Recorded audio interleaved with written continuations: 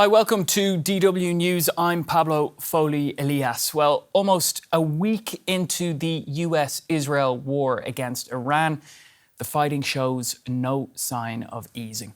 While missiles and drones swarm the skies, on the ground, the situation is escalating. The Chief of Staff of the Israel Defense Forces says it is, quote, moving to the next phase of the operation against Iran. So, is this war about to move up a gear?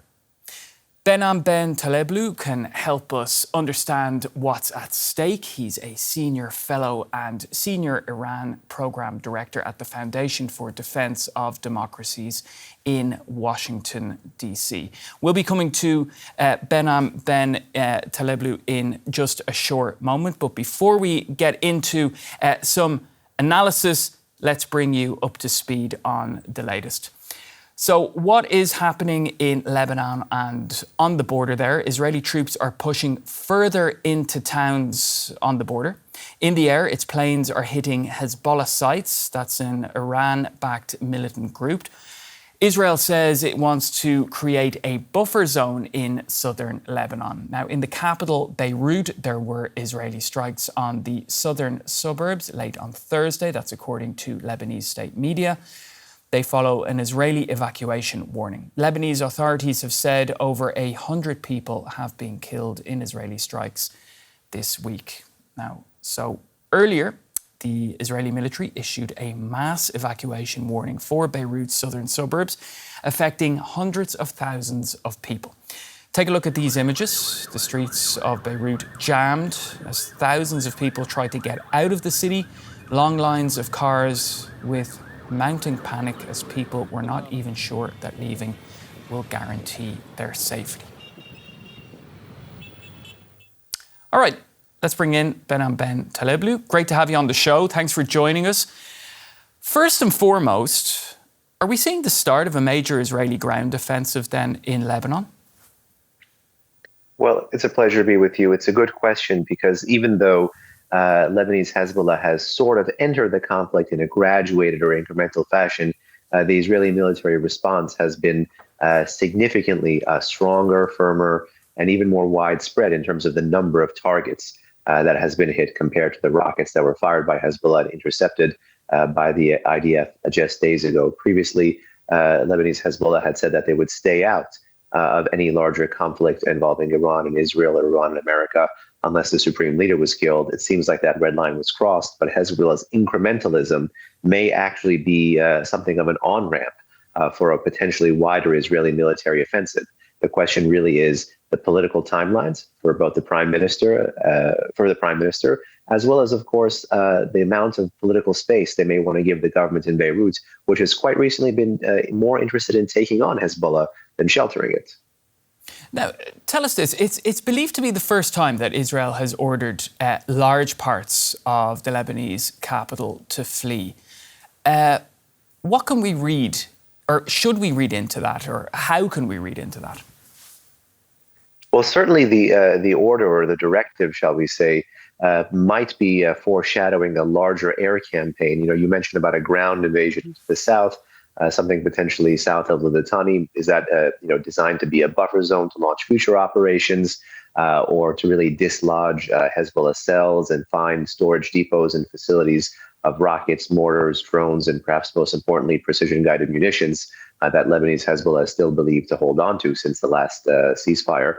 But I think it's likely foreshadowing a larger air war, if I had to gamble, particularly because its chief patron, Tehran, is already in the middle of a shooting war. So in so many ways, the costs of a regional war are already paid up front.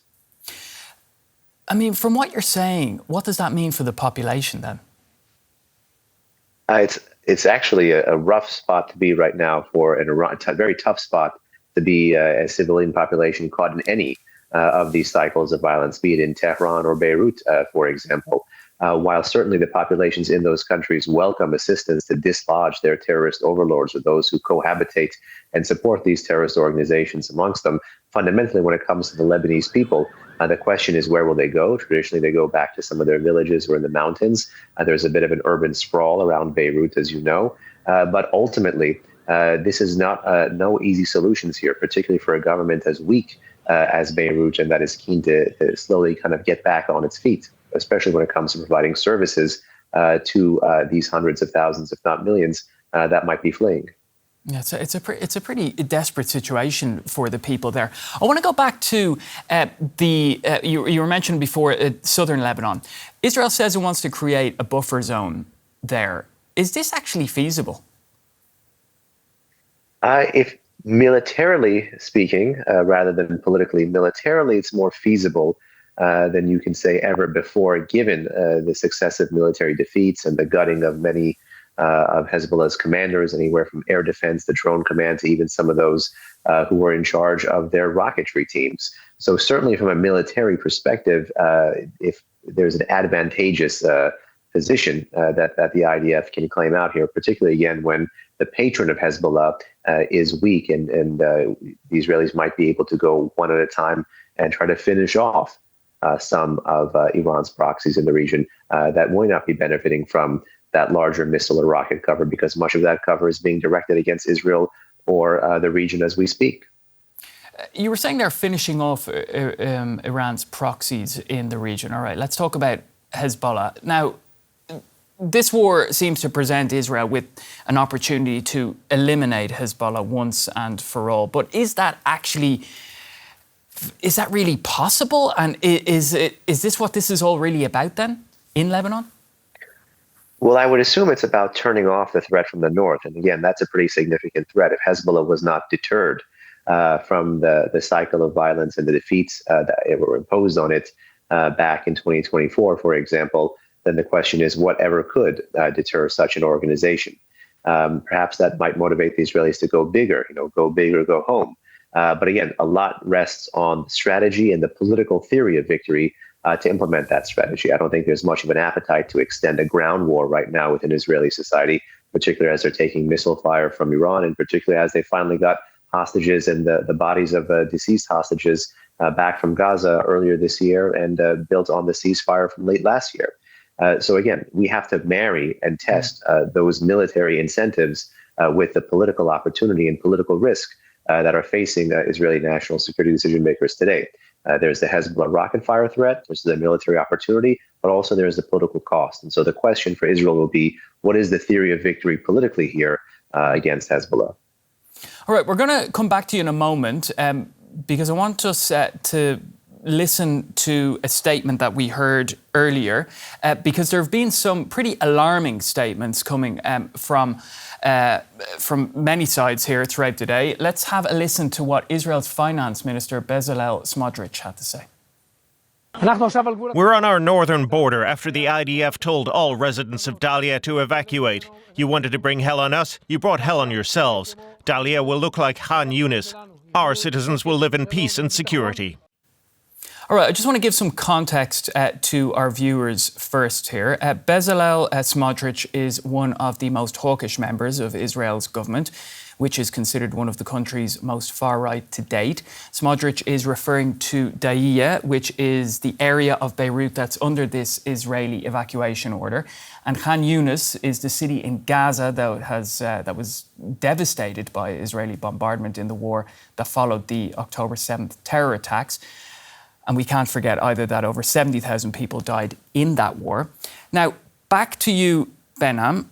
This is an extremely strong warning. Is Bezalel Smotrich's statement representative of the Israeli government's position? If past is prologue, no, but nonetheless, it may tip the hand of some, particularly within the cabinet. And again, more politically speaking, that balances out all of the reasons for risk aversion that I mentioned in the previous answer. Certainly, if you have a couple of hardline hawks and then many centrists or pragmatists, or a balance between centrists, pragmatists, and the traditional right in that country, you are going to get this spectrum of view. If past this prologue, those views don't necessarily define the parameters of military operations. But lest we forget, there's an entire change of philosophy in Israel, regardless of government, regardless of party, post-October 7, because in many ways it is a never-again kind of moment. What would it mean for the wider region if the fighting escalated to that extent?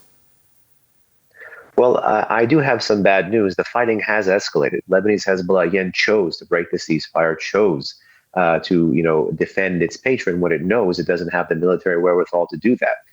Increasingly, the actions of both the Islamic Republic of Iran and some of its proxies, like Lebanese Hezbollah, don't look like kind of the measured gray zone fighting, the strategic competition that we've seen between them and some of their adversaries in the region, where they were also fellow non-state actors or states that were aligned with the West, for example. Increasingly, it looks like some of these groups and entities do have a suicide mission, and we have to contend with the challenges that poses for the national security of the West, allies, and partners in that region. I want to get your take on what the US Defense Secretary Pete Hegseth has actually said on Thursday evening. He has said that he's denied that the US-Israeli war on Iran is destabilizing the Middle East. What's your take? Well, I would actually respectfully categorize it not as a war on Iran. I mean, the Islamic Republic of Iran is the one that is opening more and more fronts as we speak. I think today it's 10 or 11 or 12 countries now that the Islamic Republic has launched barrages of ballistic missiles or drones at. So if we're talking about a war of choice, I certainly see the Islamic Republic escalating here. No doubt its commander-in-chief and supreme leader was taken out last Saturday in that massive airstrike by Israel against the supreme leader's compound. But I would actually say that I think we are right now locked in to a cycle of violence that is going to be spiraling anyway. The U.S. is now defanging and decapitating much of the regime's missile, military, and apparently what's left of its nuclear apparatus in the Islamic Republic. And the Islamic Republic is fighting back in a more wily fashion. It was probably expected because the regime had been threatening for the past month that if there was an attack, even a limited attack, it would internationalize or widen the fronts. I think some in the region in particular, however, did not expect those fronts to widen so soon. And so there are outsized questions as to American staying power in this, whether you're looking at it from the question of political risk for the Trump administration, given the fact that the president was the one who even mentioned a timeline, a 4-week timeline from the beginning, or whether you're looking at it from the military math, the missile math, if you will, between interceptors and projectiles from the allies versus the adversaries, or anything else. It's probably a bit of a huge question to ask you, but where do you see things going in Iran now? I think the president, this is a conflict with the Islamic Republic is clearly not a light switch. It's been flicked on. Now it seems like it's a question more of volume or intensity. What kind of conflict is actually going to be at hand now? The regime is still hinting that it has some capabilities and reserves, but many of those things, those escalation spirals that the regime could tap into, for example, more aggressively trying to close the Strait of Hormuz through mining, for example, perhaps more concentrated ballistic missile fire at civilian targets or energy targets, God forbid, for example, or sustained, barrages against bases that would lead to the loss of American lives. Those might be things the Islamic Republic would hope to deter an attack and get America to take the off-ramp. But actually, that would be really an inducement to the next cycle, which per Secretary Hegseth in his press commentary today in a previous clip, one you hadn't played, the one I saw before coming on, was actually saying that the war is not widening. In my view, with immense respect, the war is widening because the Islamic Republic is choosing to do so, and this is really its only option. So I do see in the short term, for at least the next week, if not 1 to 2 weeks, the Islamic Republic try to continue this strategy of lashing out, trying to deter, greater success when it comes to American and Israeli targeting. And in response, that American and Israeli targeting becoming more efficient and forcing the regime to fight its military strategy with one arm tied behind its back. And what does all of this mean for, people there in Iran who are suffering through this?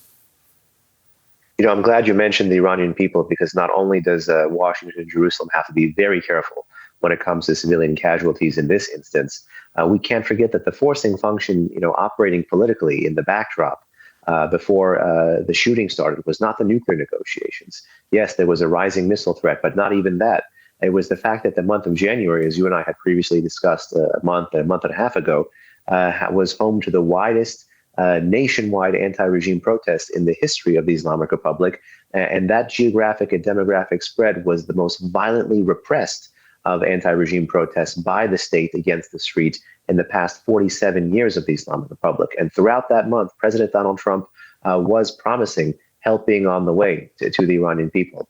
Now we're waiting to see if the commensurate targeting by the administration will reflect that. Some of it thus far by the Israelis does reflect that. I don't mean taking out political or military elite. I mean, stories that are on Persian social media about the Israelis going and firing against Basij, the paramilitary, or the tents where Iran's security forces, who no longer have barracks or buildings or bases, are cohabitating in.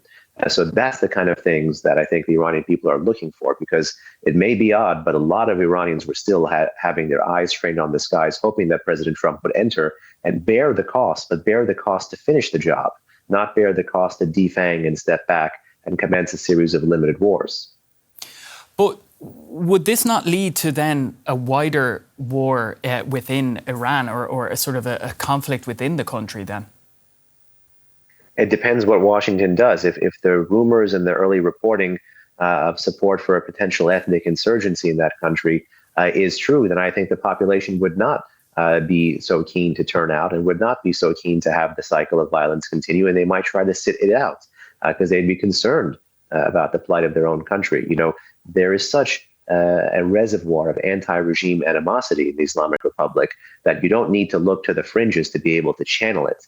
And in fact, Iranian nationalism is one of the greatest foils against the 47 years of Islamism and autocracy from the government in Tehran. But if that population, which has increasingly been embracing that nationalism, senses the real opportunity for fracturing and balkanization of their own country, they're obviously going to sit it out because they're afraid of the civil war, potential spiral effect. All right, we're going to leave it there, Benham, but it was great to get your analysis. Benham Ben Taleblu from the Foundation for Defense of Democracies in Washington, D.C. Thanks for joining us. Thank you. It's day 6 of the U.S.-Israeli war against Iran, and hostilities show no sign of easing. Iran has launched more missiles and drones at Israel and at U.S. bases in the Gulf. Israel and the U.S. have renewed their attacks on Tehran. Elsewhere, Israeli tanks have moved up to Lebanon's border as ground troops push further forward, and airstrikes target Iran's ally Hezbollah. Israeli warplanes are fighting on two fronts. Military officials say in some cases, striking Hezbollah sites on their way back from bombing targets in Iran. The Israeli army has this message for people in Beirut's southern suburbs. Save your lives and evacuate your homes immediately. Movement south is prohibited. Any movement south may endanger your lives. Many are taking heed and fleeing from the bombardment.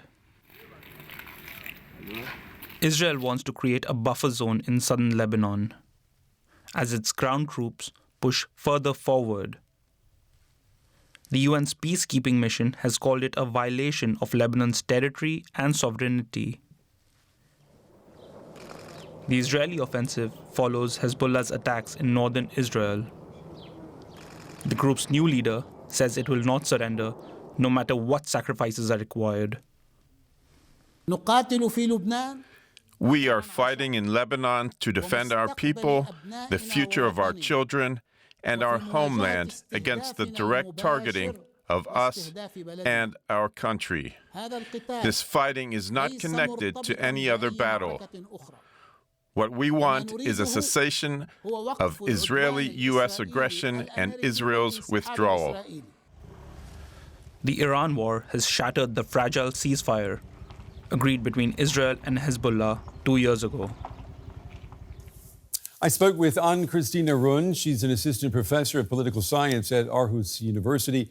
I asked her how close Lebanon is to becoming a full secondary theater of the Iran war. Well, I would say it's already becoming a secondary theatre. What we're seeing now is a very, very serious intensification of attacks.